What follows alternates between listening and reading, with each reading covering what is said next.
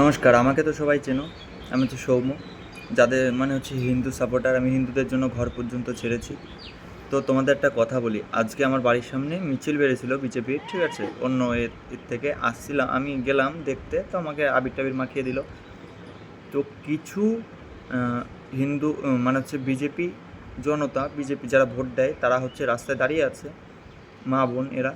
তো কি 2-4 জন লোক এসে, তারাও বিজেপিতে এসে বিজেপির মিছিলে এসেছিল, গণ্ডগোল করছিল, একটু মদ টদ খেয়েছে বেশি। রাস্তা দিয়ে যেতে যেতে মা বোন তুলে গালাগালি দিচ্ছে, ঠিক আছে? তো একটা বয়স্ক মানুষ, সে বলল, ভাই এরম করে গাল দিও না, মা বোন আছে, গাল দিও না। দিয়ে সেই লোকটাকে মারতে গেল। আমি কিন্তু কোনো পার্টি নিয়ে কথা বলছি না এখানে। সেই লোকটাকে মারতে যাচ্ছে, গালাগালি করছে, ওখানে মা বোন আছে। এই কিছু কর্মীদের জন্য, কিছু শয়তান লোকের জন্য আজ বিজেপির দুর্নামটা হচ্ছে। আমি বলে রাখলাম, ঠিক আছে? এই কথাটা লিখে রেখো, এইগুলোকে বদলাতে হবে, বদলাতেই হবে। এই করে বিজেপি সরকার চলবে না। আমি হিন্দুর ছেলে, আমি বিজেপি করি, সবাই আমাকে চেনো হয়তো। ঘর ছেড়েছি হিন্দুদের জন্য।